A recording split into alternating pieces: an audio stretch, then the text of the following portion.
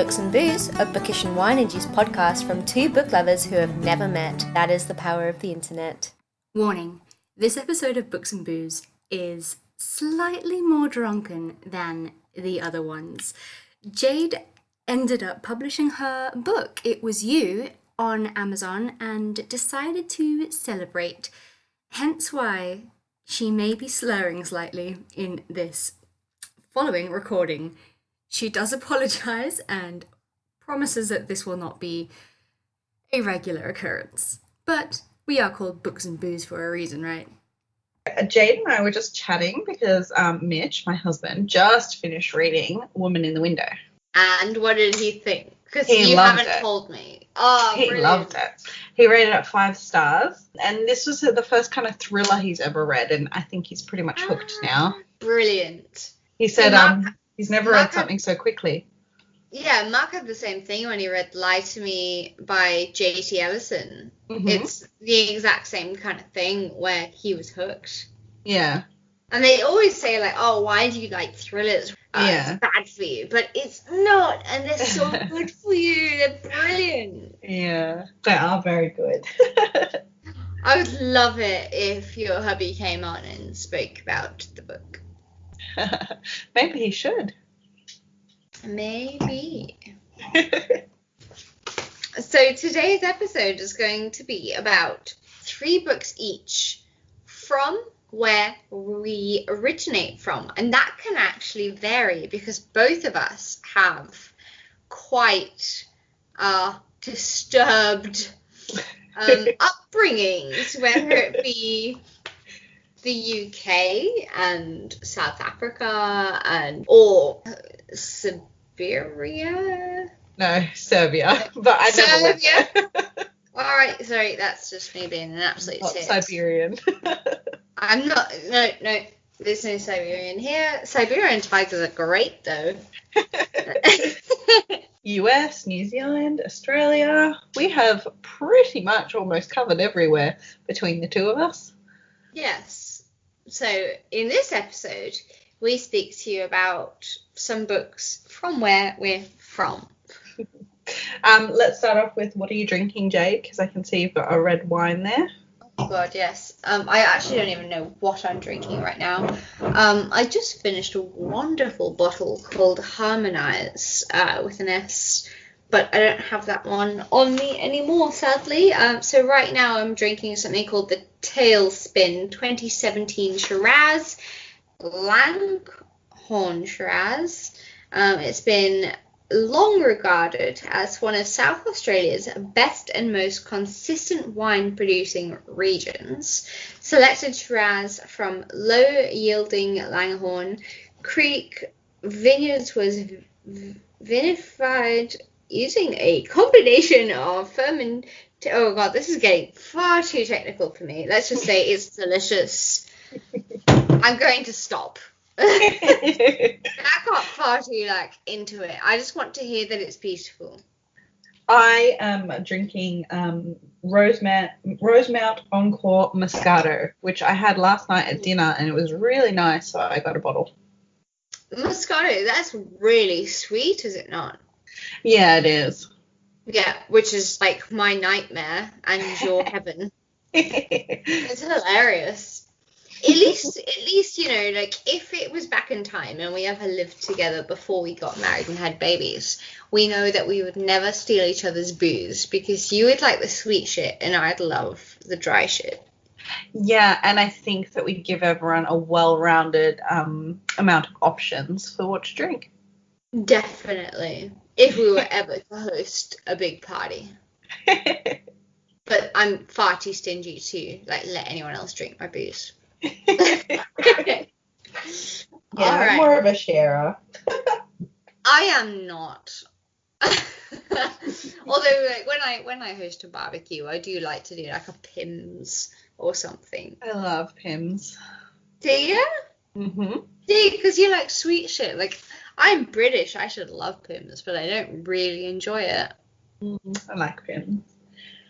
All right, let's jump into the books. Do you want to go first? Yeah. No, you go first. You say the first book that's on your list from where you originate from.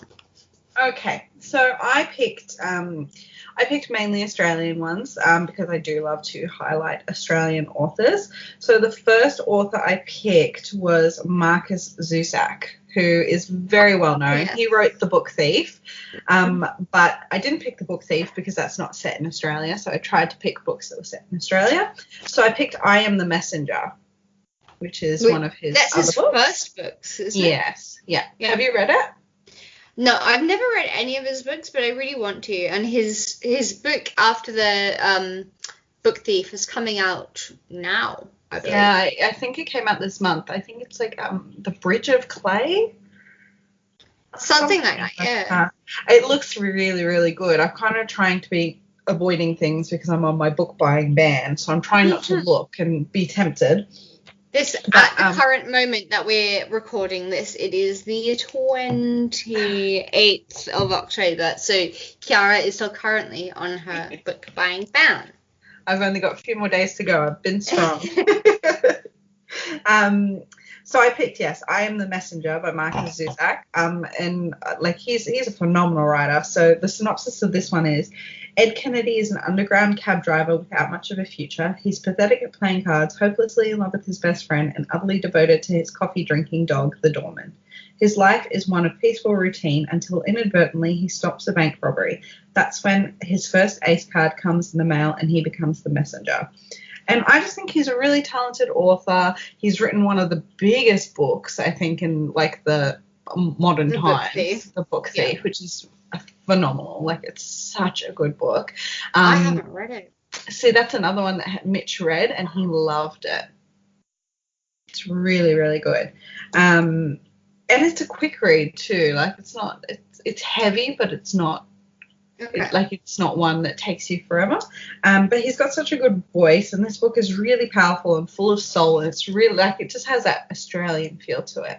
Mm-hmm. So that's the first one I picked because I'm surprised we haven't actually talked about him first, being such a big Australian author. But sometimes I think you forget he's an Aussie.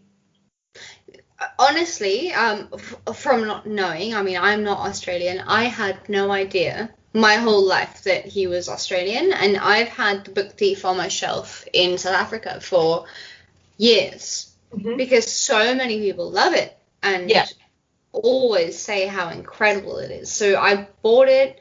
My dad read it. My dad loved it, but I was always more hesitant because I'm not much of a historic fiction reader, I guess.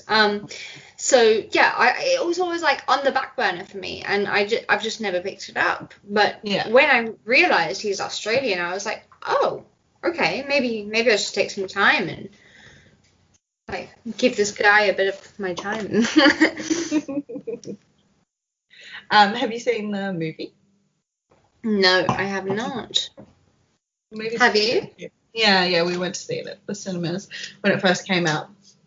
Is it an old movie as well? No, I think, it's maybe in the past 5 years. Okay. It came out. Yeah. And was it like all Aussie actors? No. All right. No, I don't think at all. Lovely. Okay, that's good. Yeah.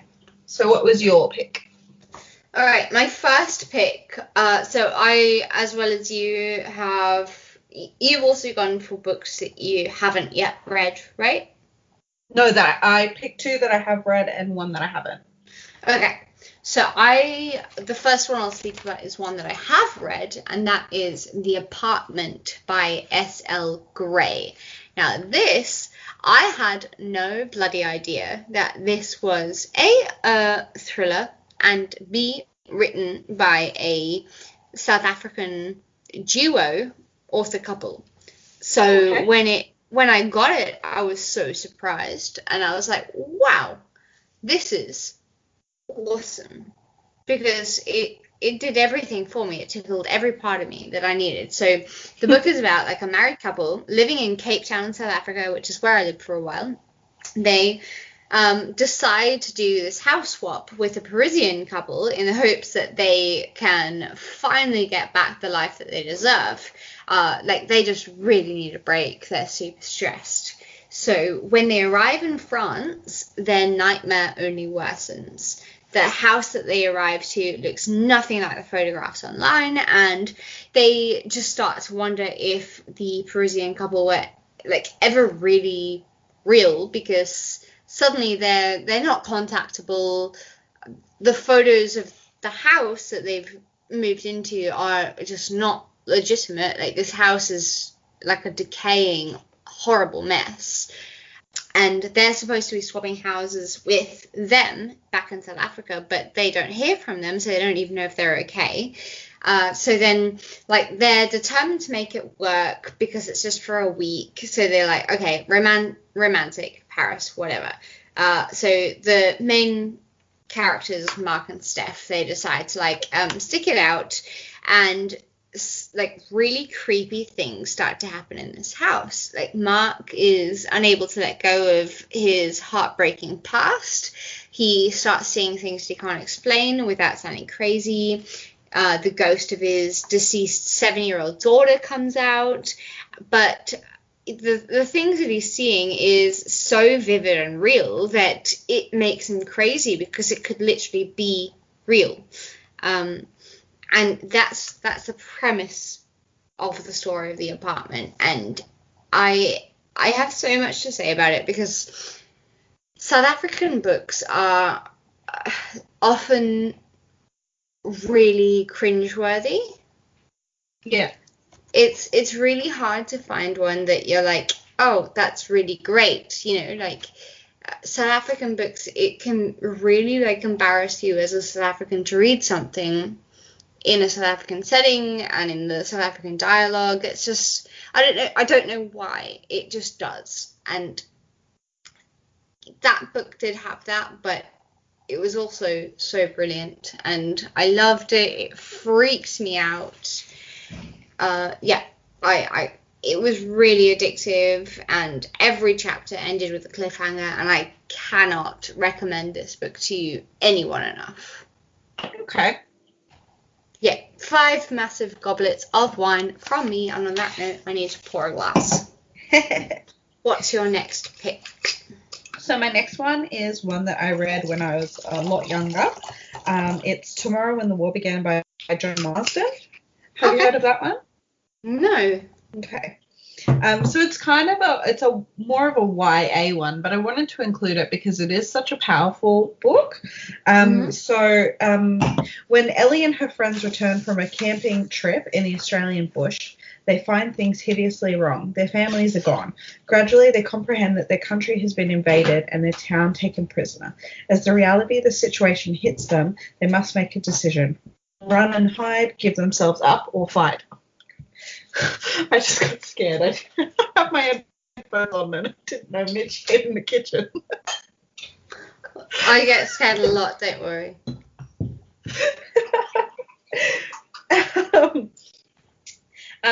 So this one, it's just a great, so this is a series. I think there's 7 books in the series. But this one I think you can even read as a standalone if you didn't want to continue and find out what happens. But it's great writing, really great characters, and a really interesting premise, because especially here in Australia, we're quite isolated and you don't think that anything really bad can happen here. So it's good to find out,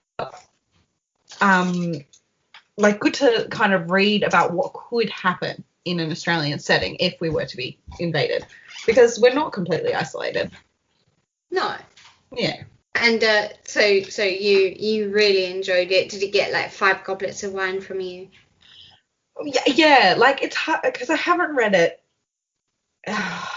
in a while. But I read it, I think I was probably about 12 when I first read it, and then I read it a few times when I was older. So it is an older book, but I remember really enjoying it, and I read the whole series, and I would always wait for a new one to come out. And he's a great Australian writer. He writes a lot of YA.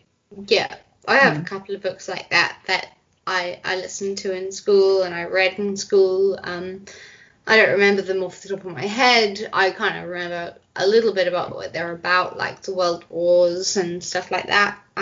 Carrie something, not the Stephen King one, but like another one. And like, what was that one, like something Sticks, Tom Sticks or something? A boy that was like, he lived in the sticks. I don't remember. I need to remember what that one was. It was an amazing book. Oh, I've hit such a blank. That's horrible. I hate when that happens. Yeah, it's like a boy, and like he has this like friend that lives in the sticks, and it's called something like Sticks or Tom. Oh God, I can't remember. Please, listeners, if you know what this is, please tell me, because it's been so many years since I have read this book, and it was brilliant. But so there's many from my childhood which were so wonderful. What's from your childhood? What's the most incredible book that you've read? Gosh, that's a hard one. I think, gosh, that's really hard. Like when I was younger, I would say the Roald Dahl books. Like I always really enjoyed them, like the witches and stuff like that. I thought they had just such a quirky magic to them. Yes. And then mine was Stig of the Dump. I don't remember who wrote it, but Stig of the Dump is an amazing book. Anyway, carry on with yours. And then like I obviously really enjoyed the Tomorrow When the War Began series. And then I remember there was this book that I read in high school, and in America, before you go on holidays for the summer, they give you a book, like a list of books, and you have to read one of the books on the list and write a report on it or whatever. And it was called Speak by, I think it's like Laurie Anderson or something like that. And that was a great book about a girl, and something happens to her and then she just stops talking. And I'm sure a lot of people have read it because it was required reading for school in America. But it's just a fantastic book. Okay. Oh, those are the ones that kind of stick out to me. Yeah. For me, I think, like, so Stig of the Dump by Clive King, and there were, like, some, like, Carrie's War. Do you remember Carrie's War? Mm-mm. That was a great one when I was a kid. I can't remember who the author was, but Carrie's War was a big one for me. But yeah, that's like school readings. The next book on my list from where I'm from is actually one that I've been trying to read right now, and it actually only came to when we decided that we were going to do this like where we're from list of books. I somehow didn't even click that Rebecca by Daphne du Maurier is I've been trying to get into it from audio for a while, and I just can't seem to do it. And so, like, yeah, the first line in this book is like, last night I dreamt I went to Mandalay again. And the novel, like, starts with, like, Monte Carlo, and the heroine is swept off her feet by a dashing widower called Maxim, and he proposes to her. But then, she's orphaned and she's working as a lady's maid. She's just like, yes, of course I'm going to marry you because, God, like, I have nothing else in life. Then she arrives to his massive country estate, and she realizes that a large shadow of his late wife that is like casting over their lives and presenting her with a lingering evil that threatens to destroy their marriage from beyond the grave. And one thing is that, like, so we've spoken about this in the podcast before, like, she is 21 and he's 42, and we've spoken about age before, and how we think that it's okay if there's an age difference, but I don't know, like, have you read Rebecca? No. Do you want to? Do you want to try and read it together? Yeah? Because I'm struggling, and I think if you're with me, maybe I'll find it easier. Yeah, I will pick up a copy when my book ban is lifted. Cool. Because, I mean, it is a thriller, but it's more gothic than a thriller. I mean, it was published in 1938. There's a lot about it that's so fascinating. So, like, Manderley, where the book is set, it's inspired by this abandoned, decaying house that's, like, completely covered in ivy. And the author discovered it many years ago, like, before she wrote the book. And she used to take her 3 children there and tell them that it was like her favorite place in the world. And then she actually ended up managing to lease it for 20 years. And yeah, I mean, it's in England, it's in Cornwall, which is where a lot of my family is from. And Alfred Hitchcock did a Oscar award-winning film of Rebecca in 1940. And one thing I have to say about this book, originally I thought it was more of a romance, but it is more gothic. The author says that it's more of a study of jealousy than anything else, which I found really fascinating. Okay. Yeah, so I really want to get into it, but I'm having a hard time getting into that era, I think. Okay. With the book. We can do a buddy read, and if anyone wants to join, we always love people to join. Yes. What's your next book? So my next one is one that I haven't read, but I am excited to read, and I picked this one a little sneakily because this is actually one of our upcoming author interviews. Ooh. But this book is set both in Australia and New Zealand, and I don't know that there's a lot of books set in New Zealand. Yeah. But so I picked this one because I am really excited to read it. So it's Call Me Evie by J.P. Pomari. Oh, I've been wanting to read this book. I'm dying for it to arrive in the mail. So for the past 2 weeks, 17-year-old Kate Bennett has lived against her will in an isolated cabin in a remote beach town, brought there by a mysterious man named Bill. Part captor, part benefactor, Bill calls Evie and tells her he's hiding her to protect her, that she did something terrible one night back home in Melbourne, something so unspeakable that he had no choice but to take her away. The trouble is, Kate can't remember the night in question. Sounds so good. It does sound really good, and I was actually checking it out on Goodreads before we recorded, and there are a lot of people, because it doesn't come out till March next year. I mean, there's a lot of 5-star reviews from people that have read the arcs. Really? Okay, Yeah. great.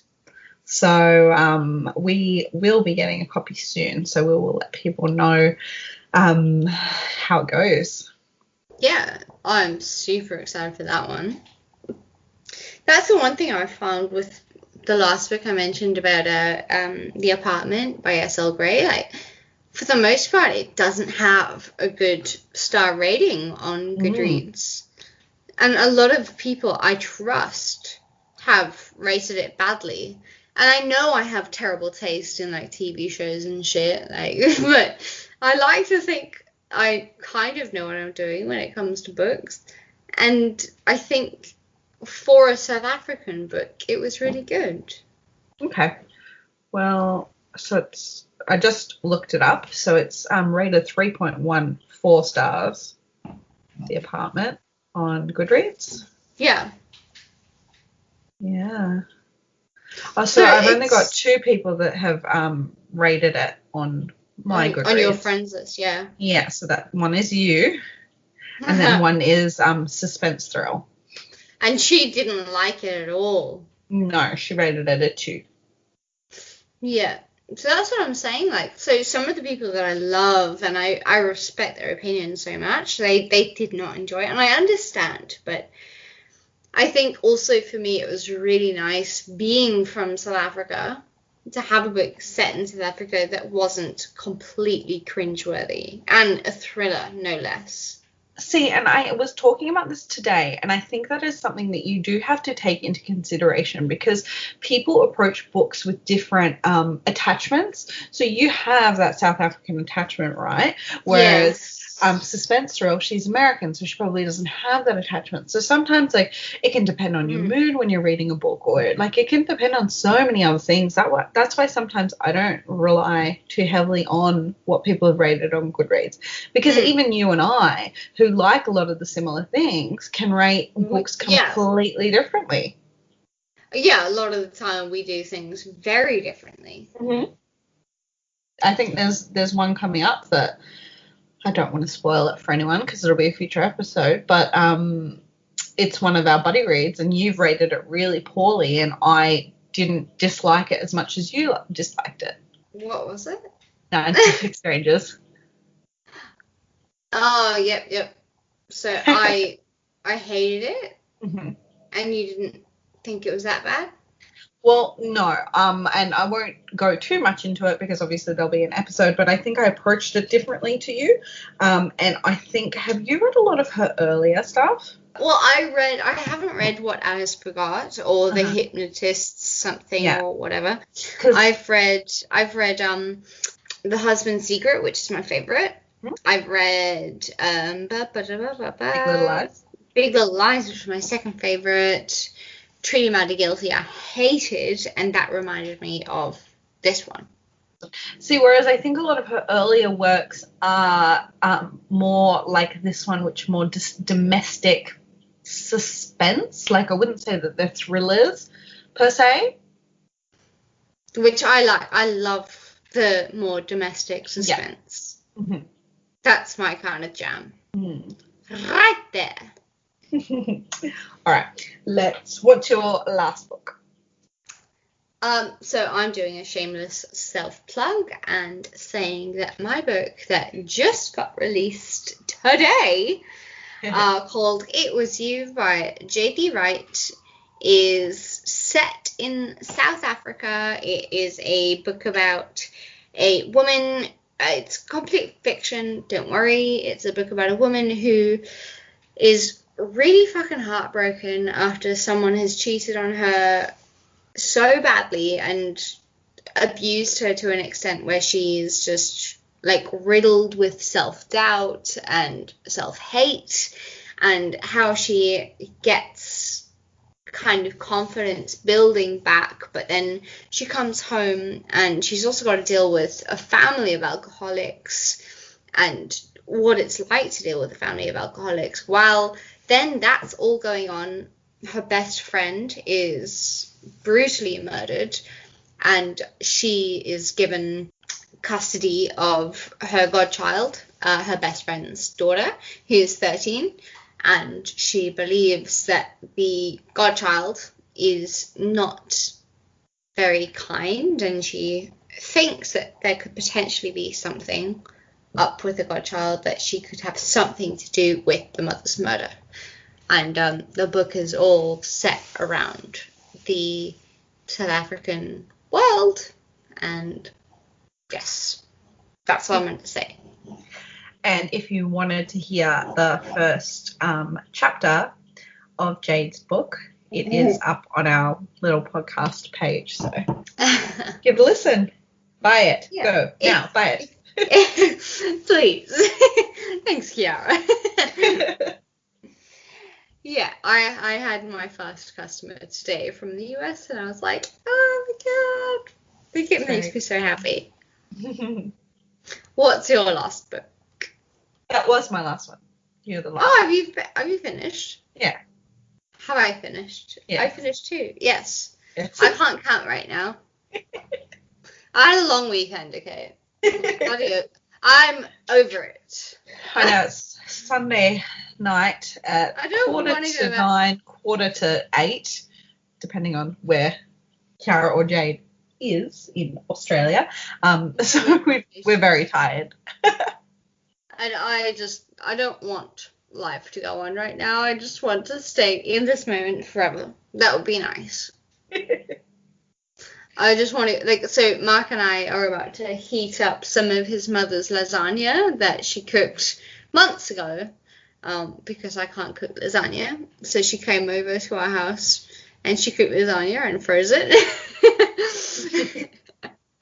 So, yep, we're about to defrost the lasagna and watch Shameless on the television. And that is the extent of our night, and I would like it if it never ended. That'd be nice. Well, why don't we do some beauty banter? Yes, we can do that. What have you been enjoying? So I have done a few different kind of things lately. So today I watched the original Halloween movie. Okay. With Jamie Lee Curtis, because we're going to the movies on Thursday night to watch the new one, which has been doing really well. Want to see it. Yeah, and apparently it's smashing all these records for women in movies and women over 65 in movies and all that sort of stuff, and horror sequels and stuff. So it was really good. But I watched the original, and I thought I had watched it, but I don't think I have, and it was actually really good. Have you seen it, the original Halloween? No. It's really good. I actually quite liked it. And it wasn't as dated as I thought it was going to be because it's from the 70s. Yeah. I think I have a high threshold for horror because, it didn't really scare me. But there were a few parts that kind of made me jump. So do you think the new Halloween is going to be, fucking petrifying? It depends what type of horror it is. So, did you ever watch A Quiet Place? No. Okay. Not that I remember. That, it just came out earlier this year, and that was quite creepy because it was more, thriller-ish. I think thrillers are more scary than horror. Because thrillers are more real. Definitely. Yeah, that's why I love thrillers so much. That's one of the main attracting factors to the genre. So the other thing is I watched A Star is Born twice this week because I committed myself to two different people. And I liked it so much the first time that I didn't mind going again. I mean, I'm sure everyone has seen the previews kind of for this movie, but it's got Bradley Cooper and Lady Gaga, and I didn't realize Bradley Cooper could sing. Did you? Well, I don't know. He, as soon as he starts opening his mouth, I'm just whatever you say or do can be used against you in the court of Jade. He is gorgeous. There's a scene in the movie where he's frolicking around with a puppy in autumn leaves, and I'm just oh my goodness. What? Okay, no, I will not be able to see that movie because I will probably start raping the cinema screen. He's very good looking. But I really liked it. I thought it was a great movie. Yes. And the music was really good. Let's stop talking about Bradley Cooper because I am going to get too excited.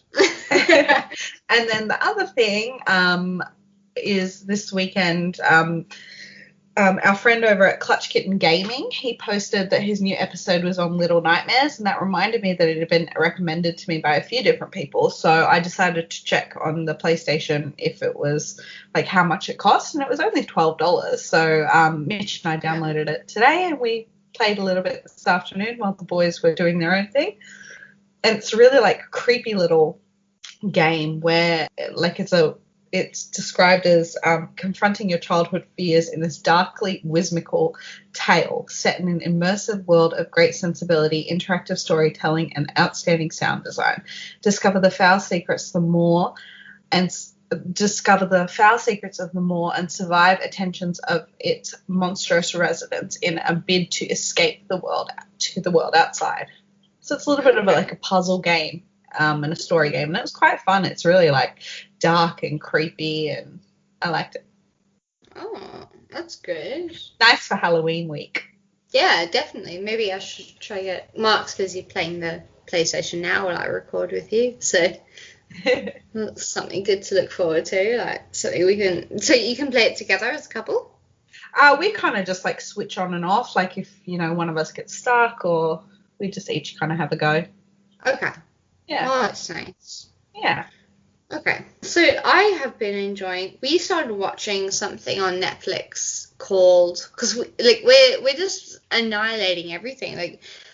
We just started season 4 of Shameless, which Mhm. I am still just obsessed with. I tend to like kind of binge watch one season at a time, which makes these recordings a bit boring because I'm always watching the same thing. But like, I love Shameless, but so this last season now it's really heartbreaking, and it's especially for me with the dealing with a family of alcoholics and stuff like so Frank, the dad, he started like puking and choking up blood, and he starts putting like vodka in his eyes through like eye drops so that he can, yeah, right?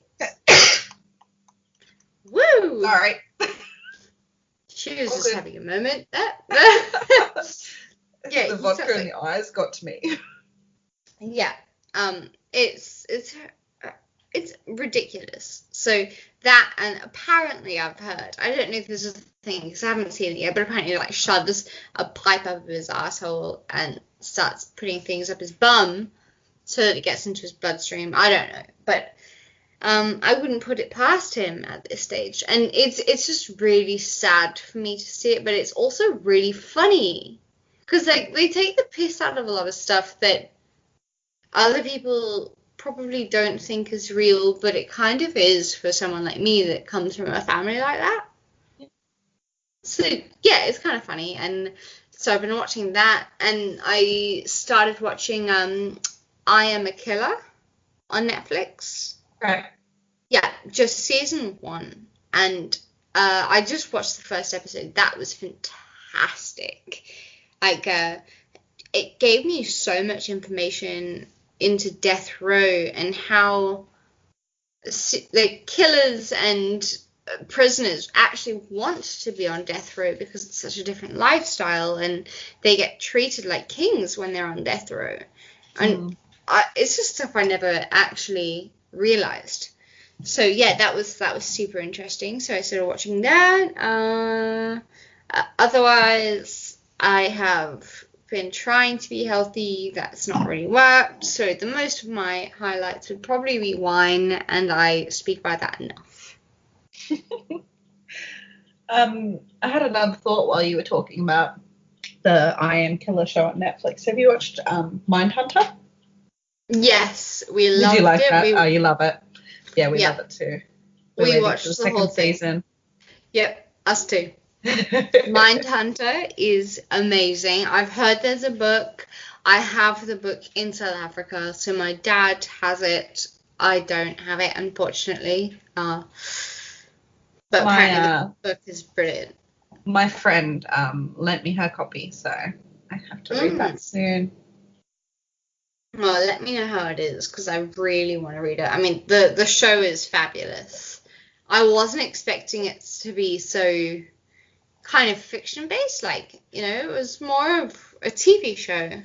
Mm-hmm. With like the love between the one young detective and the chick, and there was a bit about it that was a bit more chill. Yeah, they did a good job.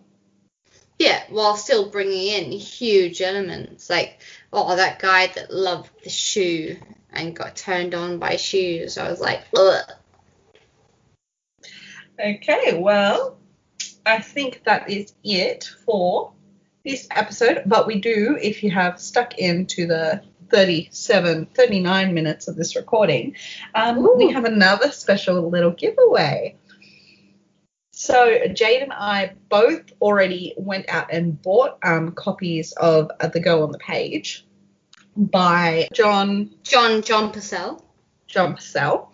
And then the publishers asked us to interview him, so they kindly sent us both another copy each. So we each have a copy to give away. And we want people to read it before we interview him at the end of November. So, for our podcast listeners, if you would like to win yourself a copy of John's book, we'd like a little laugh. So we want you to send us your best joke. Like a really fucking good joke.